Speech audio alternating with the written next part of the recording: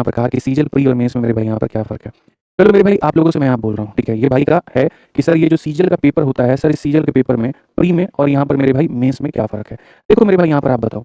सबसे बड़ी बात अगर हम देखें तो देखो प्री में क्या कहानी होती है। प्री में तुम्हारे होते हैं 4 सब्जेक्ट हो गया, मैथ हो गया, इंग्लिश हो गया, रीजनिंग हो गया और यहाँ पर जीएस हो गया। अगर तुमको लग रहा है कि मेंस में इसके अलावा कुछ आता है तो ऐसा बिल्कुल भी नहीं है। मेंस में मेरे भाई यही तुम्हारे 4 सब्जेक्ट हो जाते हैं। इसके 4 सब्जेक्ट के साथ में एक और सब्जेक्ट तुम्हारा हो जाता है जिसे हम यहाँ पर कंप्यूटर कहते हैं, ठीक है। और साथ में मेरे भाई कंप्यूटर के साथ में तुम्हारा हो जाता है टाइपिंग। अब मैं तुम्हें मजे की बात बताता हूँ, ठीक है। प्री में जब तुम्हारे क्वेश्चन होते हैं तो सभी के मेरे भाई कितने कितने क्वेश्चन आते हैं, सारे के सारे 25 क्वेश्चन आते हैं। 25 इसके आगे, 25 इसके आगे, 25 इसके आगे, 25 इसके आगे, कुल मिलाकर के सवाल तुम्हारे हो जाते हैं मेरे भाई 100 सवाल। और अगर हम नंबर की बात करें मेरे भाई यहाँ पर तो 200 नंबर का पेपर हो जाता है, 200 मार्क्स हो जाता है यहाँ पे, ठीक है। यहाँ पर हर सवाल के 2 नंबर तुम्हारे होते हैं। नेगेटिव मार्किंग की बात करें यहाँ पर तो 0.25 तुम्हारा नेगेटिव मार्किंग होता है, ठीक। एक चौथाई 0.25 कह सकते हैं मेरे भाई, 0.5 एक चौथाई, तो 2 का एक चौथाई मेरे भाई 0.5 होता है। तो यहाँ पर ये एक चौथाई सीधा सीधा कह लो कि सर 1/4 जो है यहाँ पर ये नेगेटिव मार्किंग है। 1/4 यहाँ पर क्या नेगेटिव मार्किंग है ये कह सकते हो। इसमें मेरे से ये भी पूछोगे प्री क्वालिफाई करने के लिए कट ऑफ कितना चाहिए, तो पिछली बार जो कट ऑफ है वो 160 नंबर गई हुई थी जनरल कैटेगरी की, और बाकी अलग अलग कैटेगरी की कम जाती है। अब उसके बाद अगर हम बात करें मेंस को लेकर के, मेंस में मेरे भाई यहाँ पर क्या होता है,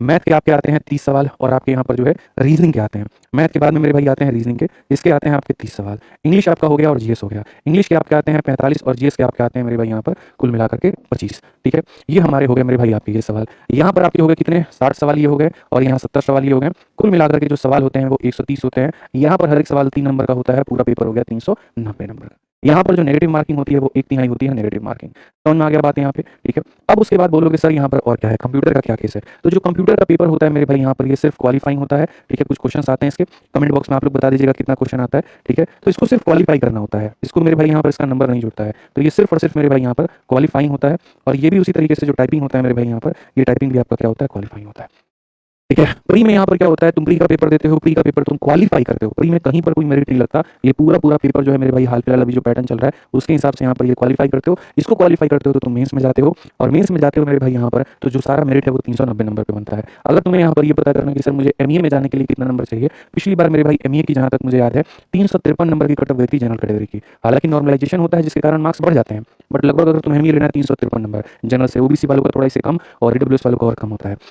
अगर तुम्हें मेरे भाई यहाँ पर जैसे इनकम टैक्स इंस्पेक्टर बना है तो इसी तरीके से मैंने पूरी एक हेल्प बुक भी बना रखी है जो हमारा मेन टेलीग्राम है। अगर तुम ये मेन टेलीग्राम पे जाओगे और यहाँ पर तुम सीजल का पूरा बच्चे हेल्प बुक सर्च करोगे ना, तो मैंने हर वो कंटेंट दे रखा है। बस यही है टाइम टू टाइम मुझे तुम्हें याद दिलाना पड़ता है। अब जो ये मेरा मेन टेलीग्राम है, मैंने यहाँ पर क्यों कह रखा है कि तुम लोग इसको ज्वाइन कर लो, ये मैथ्स विद आदित्य रंजन वाला जो मेन टेलीग्राम है, अभी मैं ले जाकर के तुम्हें यहाँ पर फाइल में दिखाता हूँ। और खाली तुम यहाँ सर्च करोगे ना सीजल हेल्प बुक, यहाँ पर सर्च करोगे मेरे भाई सीजल हेल्प बुक, ठीक है। ये तुम्हारे सामने मेरे भाई यहाँ हेल्प बुक के नाम से आ जाएगा या डिकोडर के नाम से आ जाएगा, ठीक है। तुम्हारे सामने सीजल 2024 का पोस्ट प्रेफरेंस डिकोडर भी कह सकते हो, हेल्प बुक भी कह सकते हो। इसके अंदर में मेरे भाई यहाँ पर जो है बहुत तरीके से मैंने बता रखा है कि किस तरीके से पेपर होता है, कैसे क्या क्या होती हैं, कौन से पद होते हैं। अब जैसे ये सारे पद होते हैं, इसमें उम्र कितनी चाहिए होती है, कलर ब्लाइंडनेस हो गया, सीपीटी डीएसटी हो गया, फिजिकल किस में रिक्वायरमेंट होता है नहीं होता है, पे लेवल क्या होता है। भाई इस लिंक का इसका भी पीडीएफ का भी लिंक डिस्क्रिप्शन में डाल दीजिए, ठीक है।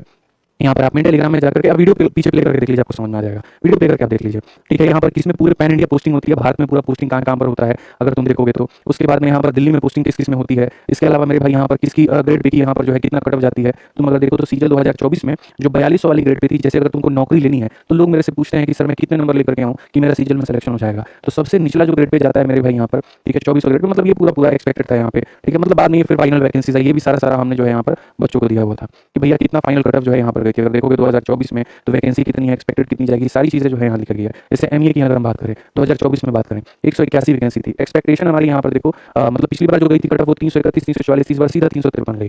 तो ये सारा हमने दे दिया था कि 22 में इसकी कट ऑफ इतनी है, 23 में कट ऑफ इतनी है, 24 के इसमें अपडेटेड नहीं है क्योंकि 24 वालों के लिए हमने ये बनाया हुआ था। तो ये सारी चीज़ें हैं जिसमें स्ट्रक्चर से लेकर के सारी चीज़ें दी गई हैं, तुम इससे अपना फायदा उठा सकते हो। तो अगर ढांचे के हिसाब से मेरे से बात करोगे डिफरेंस क्या है तो वो मेरे भाई यहाँ पर ये है। और इसके अलावा अगर तुम मेरे से ये बात करोगे कि सर तैयारी में क्या फर्क है, तो देखो भाई सिलेबस में कोई डिफरेंस नहीं है।